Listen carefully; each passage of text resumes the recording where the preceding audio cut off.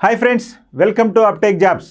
ఈరోజు current affairs game చేంజర్లో భాగంగా జాతీయ, అంతర్జాతీయ, రాష్ట్ర మరియు క్రీడలకు సంబంధించినటువంటి ఈ యొక్క కరెంట్ అఫైర్స్ విషయాల గురించి చర్చించుకుందాం. ముందుగా కరెంట్ అఫైర్స్ గురించి చర్చించుకునే ముందు మన అప్టేక్ జాబ్స్లో ఉన్నటువంటి కోర్సుల గురించి చూద్దాం. ముందుగా ఏపీపీఎస్సీ గ్రూప్ 2 మెయిన్స్కి సంబంధించి ప్రధానంగా 2 కోర్సులు మనం ఇవ్వటం జరిగింది.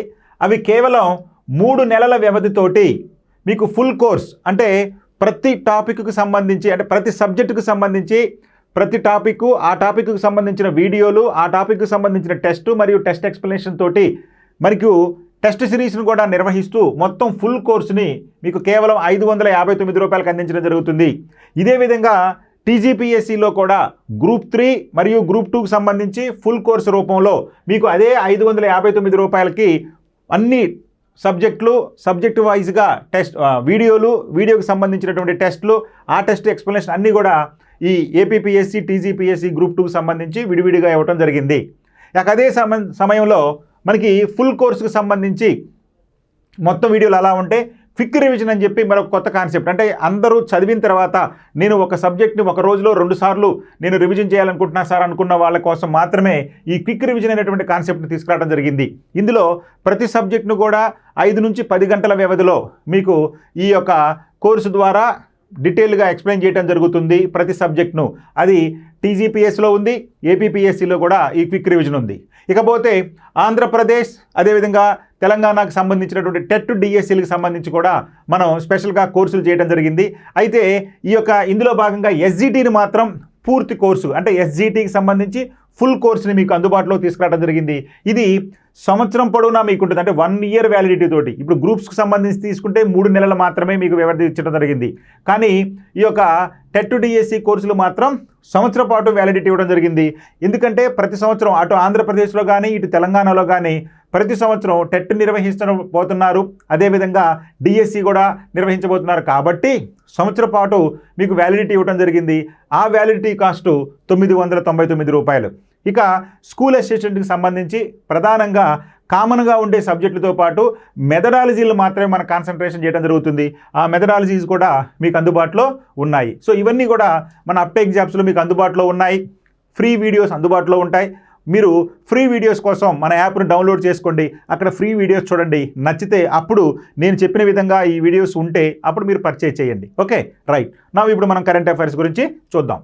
ముందుగా అంతర్జాతీయంగా నేడు ప్రపంచవ్యాప్తంగా చర్చనీయాంశమైనటువంటి అంశం అగ్రరాజ్యాధినేతగా డొనాల్డ్ ట్రంప్ దాదాపు 100 సంవత్సరాల చరిత్రను తిరగరాస్తూ ఆయన 2వసారి అమెరికా అధ్యక్ష పీఠాన్ని అధిరోహించనున్నారు.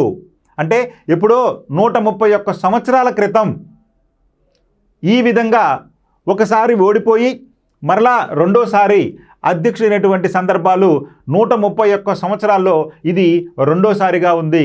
అందుకనే ఈ యొక్క అమెరికా అధ్యక్షుడిగా ఎన్నికైనటువంటి ట్రంప్ చరిత్ర సృష్టించాడని చెప్పుకోవచ్చు. సో ఈ విధంగా మరలా అమెరికాకు 47వ అధ్యక్షుడిగా ట్రంప్ నియమించబడుతున్నాడు. రైట్. అగ్రరాజ్యం అమెరికా అధ్యక్ష ఎన్నికల్లో రిపబ్లికన్ అభ్యర్థి అయినటువంటి డొనాల్డ్ ట్రంప్ తన ప్రత్యర్థి డెమోక్రటిక్ అభ్యర్థి అయినటువంటి కమలా హ్యారిస్పై ఘన విజయం సాధించారు. గుర్తుపెట్టుకోండి, ఇక్కడ మరొక ప్రధానమైన అంశం ఏంటంటే ఈయన 2 సందర్భాల్లో గెలిచిన సందర్భాల్లో మహిళలపైనే గెలిచాడండి. మొదటిసారిగా అంటే 45వ అధ్యక్షుడిగా ఎన్నికైనప్పుడు హిల్లరీ క్లింటన్ మీద ఆయన విజయం సాధించడం జరిగింది. ఆ తర్వాత 46వ అధ్యక్ష ఎన్నికల్లో ఆయన బైడెన్ చేతిలో ఓడిపోవటం, ఆ తర్వాత మళ్ళీ 47వ అధ్యక్ష జరిగినటువంటి ఎన్నికల్లో మరలా మన కమలా హ్యారిస్ పైన ఈయన విజయం సాధించడం. అంటే 2 సందర్భాలు ఈయన అధ్యక్షుడైన సందర్భాలు మహిళల మీదే విజయం సాధించడం ఒక కొసమెరుపుగా మీరు గుర్తుపెట్టుకోవాలి. అయితే మరి ఈయన ఏ పార్టీకి చెందినవాడండి? ఈయన రిపబ్లికన్ పార్టీకి చెందినవాడు.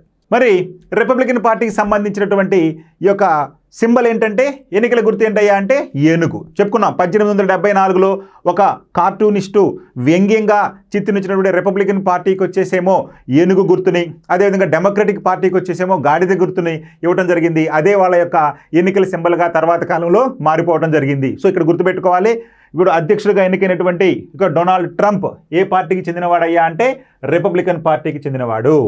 మరి ఈయన ఎన్నికల గుర్తు ఏంటంటే ఏనుగు. ఇవన్నీ గుర్తుపెట్టుకోవాలి. రైట్. ఇక మొత్తం ఎంతమంది ఎన్ని ఎలక్టోరల్ ఉన్నాయా అక్కడంటే, ఎలక్టోరల్ కాలేజీ ఉందంటే మనకి 358 ఎలక్టోరల్ కాలేజీ ఓట్లు ఉన్నాయి. మరి అధ్యక్ష పదవిని చేపట్టడానికి మ్యాజిక్ ఫిగర్ ఎంత అయ్యా అంటే 270. అంటే 538 ఎలక్టోరల్ కాలేజీ ఓట్లలో ఎవరైతే 270 ఎలక్టోరల్ ఓట్లు సాధిస్తారో వారిని అధ్యక్షుడిగా ప్రకటించడం జరుగుతుంది. ఈ విధంగా 538 ఎలక్టోరల్ కాలేజీ ఓట్లలో ఎవరైతే 270ని సాధిస్తారో వారిని అధ్యక్షుడిగా ప్రకటించడం జరుగుతుంది అమెరికాలో. ఇక రిపబ్లికన్ అభ్యర్థి అయినటువంటి డొనాల్డ్ ట్రంప్కు వచ్చినటువంటివి ఎంతయ్యా అంటే ప్రస్తుతం 291.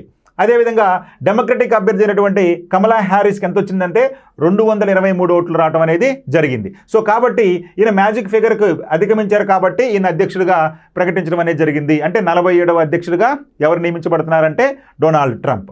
ఇక ఈ ఘన విజయంలో ట్రంప్ మరో అరుదైన రికార్డును సాధించారు. అదేంటయ్యా అంటే అమెరికా అధ్యక్షుడిగా పనిచేసిన తదుపరి ఎన్నికల్లో ఓడిపోయి అనంతరం మరో పర్యాయం అధ్యక్షుడిగా ఎన్నికైనటువంటి ఎన్నిక కావటం అనేది 131 ఏళ్ల తర్వాత ఇదే తొలిసారి. అంటే 131 సంవత్సరం తర్వాత ఈ విధంగా 45వ అధ్యక్షుడిగా ఉండి 46వ అధ్యక్ష ఎన్నికల్లో ఓడిపోయి 47వ అధ్యక్షుడిగా మళ్ళీ ఎన్నికైనటువంటి సందర్భం 131 సంవత్సరం తర్వాత ఇప్పుడే జరిగింది. అందుకనే డొనాల్డ్ ట్రంప్ చరిత్ర సృష్టించాడు అని చెప్పి మనం గుర్తుపెట్టుకోవాలి. అయితే ఒక్కసారిగా ఆయనకు వచ్చినటువంటి ఓట్లు ఏంటనో చూద్దాం. మొత్తం ఎలక్టోరల్ ఓట్లు ఎన్ని అనుకున్నామండి? 538. సో అందులో ఫలితాలు వచ్చినవి తీసుకుంటే 514. మరి మెజారిటీ మార్క్ మ్యాజిక్ ఫిగర్ వచ్చేసి 270. మరి ట్రంప్ సాధించినటువంటివి ఇప్పటివరకు తీసుకుంటే కనుక 291, హ్యారిస్ వచ్చేసి 223 ఓట్లు ఎలక్టోరల్ కాలేజీ ఓట్లు సాధించడం జరిగింది. సో దీంతో మ్యాజిక్ ఫిగర్ అధిగమించడం వలన అధికారికంగా ట్రంప్ను అధ్యక్షుడిగా ప్రకటించడం జరిగింది. ఇక పాపులర్ ఓట్లు అంటే మొత్తంగా వచ్చినటువంటి ఇద్దరికి తీసుకుంటే కనుక ట్రంప్కి వచ్చేసి 7,17,84,250 ఓట్లు రాగా అంటే సుమారుగా 50.9%. ట్రంప్కి వచ్చేసింది 50.9% ఓట్లు ట్రంప్కు రాగా, అదేవిధంగా హ్యారిస్కి వచ్చేసి 6,68,77,151 ఓట్లు వచ్చినాయి. ఆమెకు దాదాపుగా నెక్ టు నెక్ అంటే 47.4% ఓట్లు ఆమె సాధించడం జరిగింది. కేవలం మనకి 2.5% ఓట్లతోటి ట్రంప్ ఈ విజయాన్ని సాధించుకోవడం అనేది జరిగింది. ఇక సెనెట్లో బలాబలాలు చూస్తే కనుక సెనెట్లో బలాబలాలు తీసుకుంటే రిపబ్లికన్ పార్టీకి 52 ఉన్నాయి, డెమోక్రాట్లకు 43 ఉన్నాయి. మరి ఇక్కడ కూడా మ్యాజిక్ ఫిగర్ ఎంత అయ్యా అంటే 50. కాబట్టి ఈ యొక్క సెనెట్లో కూడా ఈ యొక్క రిపబ్లికన్ పార్టీ అధిగమించడం అనేది జరిగింది. అంటే మ్యాజిక్ ఫిగర్ని దాటం అనేది జరిగింది. అంటే 50 గాను 52 సెనెట్లో విజయం సాధించడం జరిగింది. ఇక ప్రతినిధుల సభలో తీసుకుంటే ఇక్కడ మెజారిటీ మార్క్ ఎంత అయ్యా అంటే ప్రతినిధుల సభలో 218. దానికి గాను రిపబ్లికన్లకు 207 వచ్చినాయి, డెమోక్రాట్లకు 186 వచ్చినాయి. సో ఇక్కడ మాత్రం మ్యాజిక్ ఫిగర్కి దగ్గరగా ఉన్నారు రిపబ్లికన్లు. సో ఈ విధంగా ఎలక్టోరల్ ఓట్లు, పాపులర్ ఓట్లు, సెనెట్లో వాళ్ళ యొక్క బలాబలాలు, అదేవిధంగా ప్రతినిధుల సభలో బలాబలాలు ఉన్నాయి. రైట్. మరొక ప్రధానమైనటువంటి అంశం, ప్రభుత్వ ఉద్యోగులను ప్రాసిక్యూట్ చేయాలంటే ముందస్తు అనుమతి తప్పనిసరి. ఇది చాలా చాలా ఇంపార్టెంట్. అటు మన ఆంధ్రప్రదేశ్లోనూ ఇటు మన తెలంగాణలోనూ ఇప్పుడు బాగా చర్చనీయాంశమైనటువంటి అంశము ఇది. ప్రభుత్వ ఉద్యోగులను ప్రాసిక్యూట్ చేయాలంటే ముందస్తు అనుమతి తప్పనిసరి.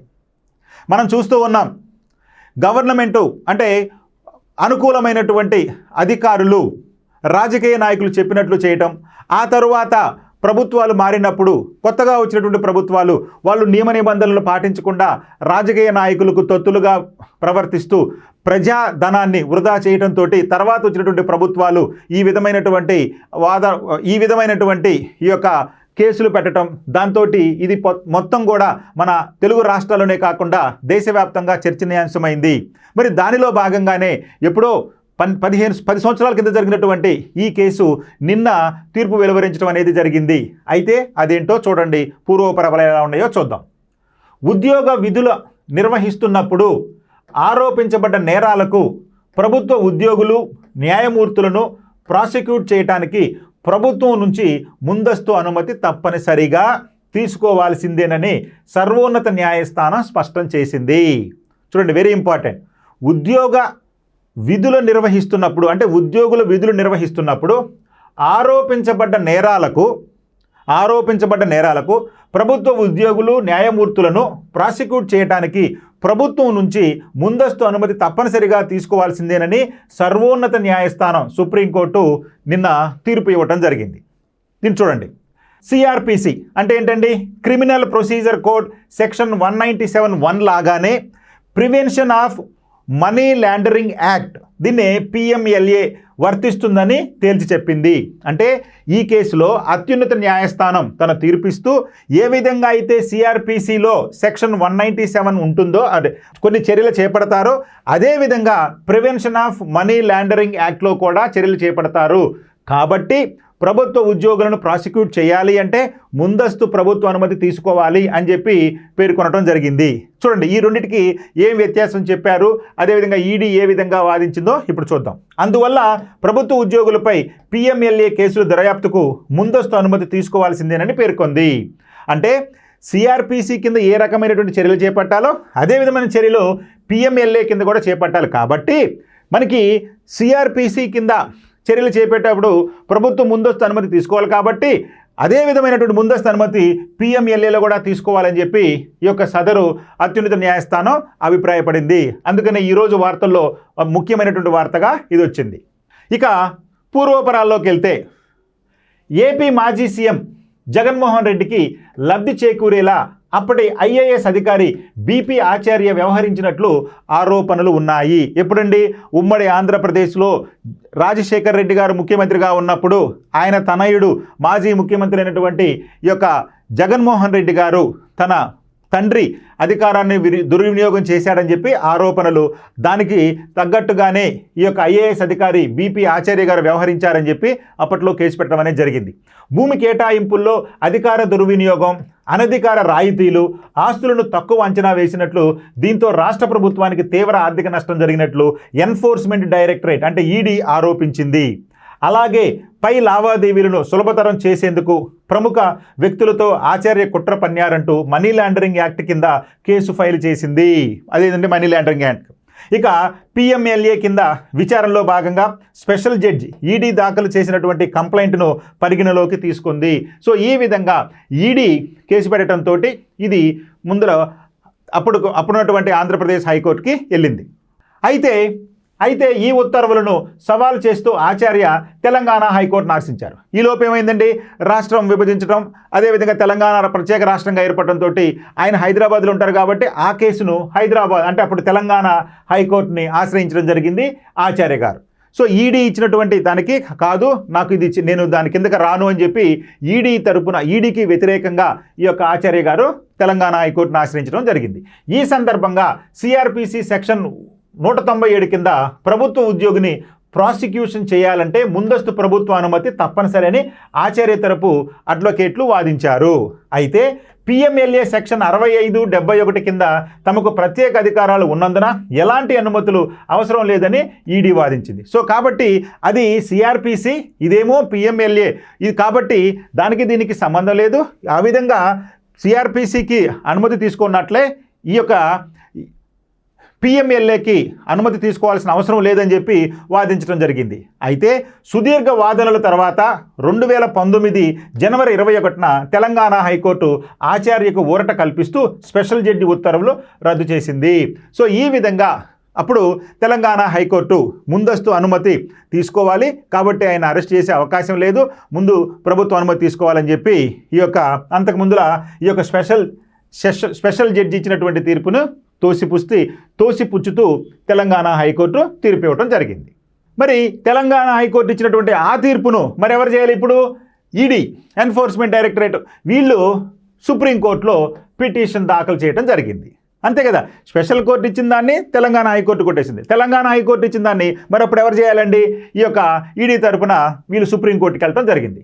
ఈ పిటిషన్పై జస్టిస్ అభయ్ ఓకా, జస్టిస్ అగస్టిస్ జార్జ్ మసీహ్లతో కూడినటువంటి ద్విసభ్య ధర్మాసనం విచారించి ఈడీ తరపు అడ్వకేట్లు ప్రైవేట్ లాభం కోసం అధికారులను దుర్వినియోగం చేశారని, తద్వారా సెక్షన్ 197 అందించే రక్షణను తాము నిరాకరిస్తున్నట్లు వాదించారు. అదేవిధంగా మనీ లాండరింగ్కు సంబంధించి PMLA నిబంధనలు ప్రత్యేకమైనందున విచారణకు ముందస్తు అనుమతి అవసరం లేదని వాళ్ళు అంటే ఈడీ తరపు న్యాయవాదులు వాదించడం జరిగింది. ఈ వాదోపవాదాలు విన్న తర్వాత ఈ ద్విసభ్య కమిటీ ఈ వాదనలతో విభేదించినటువంటి ధర్మాసనం తెలంగాణ హైకోర్టు తీర్పును సమర్థిస్తూ ఈడీ పిటిషన్ను డిస్మిస్ చేయటం జరిగింది.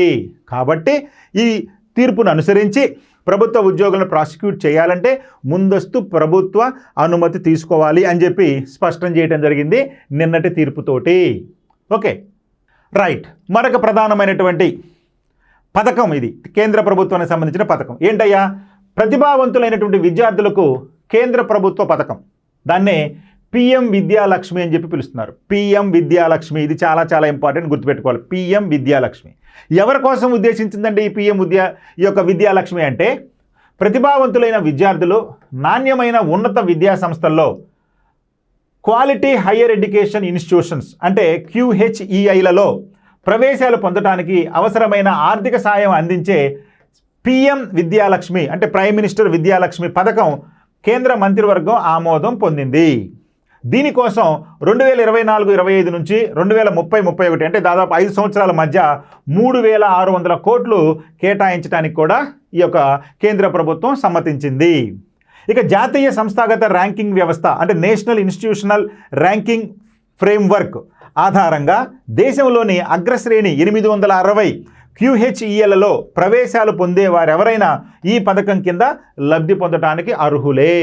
ఎవరండి అర్హులు అంటే ఎవరైతే నేషనల్ ఇన్స్టిట్యూషనల్ ర్యాంకింగ్ ఫ్రేమ్వర్క్ ఆధారంగా దేశంలో ఉన్నటువంటి అగ్రశ్రేణి 860 ఈ ఇన్స్టిట్యూట్స్ ఉన్నాయో ఈ ఇన్స్టిట్యూట్స్లో క్వాలిటీ హయ్యర్ ఎడ్యుకేషన్ ఇన్స్టిట్యూట్స్ అంటారు వాటిని. ఆ ఇన్స్టిట్యూట్స్లో అర్హత పొందారో వారికి ఈ యొక్క పథకం అందుబాటులోకి రానుంది. మరి అర్హులు ఎవరయ్యా? ఎవరు అర్హులండి? మరి ఆయా విద్యా సంస్థల్లో దాదాపు 860 విద్యా సంస్థలు ఉండే దేశవ్యాప్తంగా ఆ విద్యా సంస్థలు ఎవరు అర్హులయ్యా దానికంటే కుటుంబ వార్షిక ఆదాయం 8 లక్షల లోపు ఉన్నవారు, 4.5 లక్షల వరకు వడ్డీ రాయితీ, ఆ తర్వాత ఎంత మొత్తం రుణం ఉన్నా దానిపై వడ్డీలో 3% వరకు రాయితీ ఇస్తాం జరుగుతుంది. ఆడపిల్లలకు అదనపు రాయితీ కూడా కల్పిస్తారు. టాప్ 100 ర్యాంకుల్లో ఉన్న ఇన్స్టిట్యూట్లో ప్రవేశాలు పొందినటువంటి విద్యార్థులకు విద్యాలక్ష్మి పథకం కింద రుణాలు అందిస్తారు. అలాగే రాష్ట్రాలు కేంద్రపాలిత ప్రాంతాల్లోని టాప్ 200 ర్యాంకుల్లో ఉన్న విద్యా సంస్థల్లో ప్రవేశాలు పొందినటువంటి విద్యార్థులు కూడా ఈ విద్యా రుణాలు పొందవచ్చు. చూడండి, నేషనల్ వైడ్గా తీసుకుంటే టాప్ 100 ర్యాంకులో ఉన్నటువంటి ఇన్స్టిట్యూట్లు, అదేవిధంగా రాష్ట్రాలు కేంద్ర ప్రాంతాల్లోని టాప్ 200 ర్యాంకుల్లో ఉన్నటువంటి విద్యా సంస్థల్లో ప్రవేశాలకు ఈ యొక్క పథకం అనేది వర్తించడం జరుగుతుంది. ఇక చూడండి, inter, degree, post graduation, engineering, medicine, PG diploma, CA, professional కోర్సులు, IIM, మేనేజ్మెంట్, IIT, వృత్తి విద్యా కోర్సులు చదివే విద్యార్థులకు ఈ పథకం కింద ఎడ్యుకేషన్ లోన్ ఇస్తారు. అంటే ఈ సంస్థలలో టాప్ ర్యాంకులో ఉన్నటువంటి ఇన్స్టిట్యూట్స్లో ఈ యొక్క అవకాశం పొందినటువంటి ఈ విద్యార్థులకు ఈ యొక్క రుణాలు అనేవి ఇవ్వటం అనేది జరుగుతుంది. అర్హులైన విద్యార్థులు PM విద్యాలక్ష్మి పోర్టల్లో దరఖాస్తు చేసుకోవాలి. అర్హత ఉన్న విద్యార్థులకు కేవలం 15 రోజుల్లోనే ఈ యొక్క విద్యా రుణం అనేది మంజూరు చేయడం జరుగుతుంది. ఒకవేళ రుణాలు తీర్చలేక డిఫాల్ట్ అయితే 75% వరకు క్రెడిట్ గ్యారంటీ కూడా అందించడం జరుగుతుంది. సో ఈ విధంగా కేంద్ర ప్రభుత్వం రాబోయే 5 సంవత్సరాల్లో 3600 కోట్లు ఈ యొక్క విద్యా రుణం ఇవ్వడానికి ముందుకు రావడం అనేది జరిగింది. ఇది అత్యంత ప్రధానమైనటువంటి వార్త ఈ రోజు వచ్చినటువంటి వార్తాపత్రికల్లో. మరి మన ఆంధ్రప్రదేశ్కి సంబంధించి కూడా ఒక విద్యా సంబంధించినటువంటి పథకం అనేది నిధులు మంజూరు చేయడం జరిగింది. అది ఏ పథకమో చూడండి. ఆంధ్రప్రదేశ్లో సర్వేపల్లి రాధాకృష్ణ విద్యార్థి మిత్ర పథకం. సర్వేపల్లి రాధాకృష్ణ విద్యార్థి మిత్ర పథకం దేనికి సంబంధించిందండి? సర్వేపల్లి రాధాకృష్ణ విద్యార్థి మిత్ర పథకం అంటే ప్రభుత్వ పాఠశాలల్లో 1 నుంచి 10వ తరగతి వరకు చదివే విద్యార్థులకు పాఠ్య పుస్తకాలు, యూనిఫామ్, షూ తదితర స్టూడెంట్స్ కిట్స్ నిమిత్తం 953.71 కోట్లను ప్రభుత్వం బడ్జెట్లో కేటాయించింది. అంటే రాబోయే విద్యా సంవత్సరానికి గాను 1 నుంచి 10వ తరగతి చదువుతున్నటువంటి విద్యార్థుల కొరకు వారి యొక్క పాఠ్య పుస్తకాలు కావచ్చు, యూనిఫామ్ కావచ్చు, షూ తదితర స్టూడెంట్ కిట్స్కి సంబంధించి ఈ బడ్జెట్లో 953.71 కోట్లను మంజూరు చేయడం జరిగింది. ఈ మేరకు బడ్జెట్కు ఆమోదం తెలుపుతూ విద్యాశాఖ కార్యదర్శి కోన శశిధర్ ఉత్తర్వులు జారీ చేశారు. 2025-26 విద్యా సంవత్సరానికి గాను ఈ బడ్జెట్ను కేటాయించినట్లు పేర్కొన్నారు. 2025-26 బడ్జెట్. ఈ బడ్జెట్లో కేంద్ర ప్రభుత్వ వాటా 175.03 కోట్లు కాగా రాష్ట్ర ప్రభుత్వం యొక్క వాటా 778.68 కోట్లు. చూడండి, కేంద్ర ప్రభుత్వం 175.03 కోట్లు ఇస్తే మన రాష్ట్ర ప్రభుత్వం ఎంత భరిస్తుందయ్యా అంటే 778.68 కోట్లు భరించడం అనేది జరుగుతుంది మన రాష్ట్ర ప్రభుత్వం. ఓకే, సో సర్వేపల్లి రాధాకృష్ణ గారి ఫోటో. ఈరోజు వచ్చినటువంటి వార్త ఈ విధంగా ఉంది పేపర్లలో. రైట్, ఇక ప్రశ్నలు చూద్దాం. Where was India's first helicopter ambulance service launched? ఏంటంటే భారతదేశంలో మొట్టమొదటి హెలికాప్టర్ అంబులెన్స్ సర్వీస్ ఎక్కడ ప్రారంభించబడింది? భారతదేశంలో మొట్టమొదటి హెలికాప్టర్ అంబులెన్స్ మెడికల్ సర్వీస్ ఎక్కడ ప్రారంభించబడింది అన్నాడు. AIIMS New Delhi, AIIMS Jaipur, AIIMS Rishikesh, AIIMS Bilaspur. ఎక్కడ ప్రారంభించబడిందంటే హెలికాప్టర్ అంబులెన్స్ సర్వీస్ అనేది మనకి AIIMS Rishikesh, all India institute of medical science Rishikesh ఈ యొక్క హెలికాప్టర్ అంబులెన్స్ సర్వీసులను ప్రారంభించడం జరిగింది. ఓకే, మరి రిషికేష్ ఎక్కడ ఉందండి?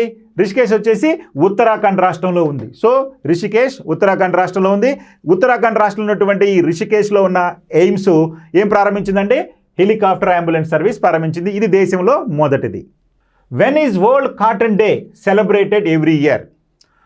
ప్రతి సంవత్సరం వరల్డ్ కాటన్ డేని ఎప్పుడు నిర్వహిస్తారు? వరల్డ్ కాటన్ డే అంటే ప్రతి సంవత్సరం అన్నారు, ప్రతి వరల్డ్ కాటన్ డే అంటారు. October 8, October 7, October 4, October 10. మరి ఎప్పుడు వరల్డ్ కాటన్ డేని, నాట్ నేషనల్ కాటన్ డే అండి, వరల్డ్ కాటన్ డేని ఎప్పుడు జరుపుకోవడం జరుగుతుంది ప్రతి సంవత్సరం అంటే అక్టోబర్ 7. సో ప్రతి సంవత్సరం అక్టోబర్ 7ని వరల్డ్ కాటన్ డేగా జరుపుకోవడం జరుగుతుంది. సో ఈ విధంగా చూడండి, ఇది వరల్డ్ కాటన్ డే యొక్క ఎంబ్లమ్. ఓకే, సో ప్రతి సంవత్సరం అక్టోబర్ 7న వరల్డ్ కాటన్ డే నిర్వహించడం జరుగుతుంది. Okay, thank you.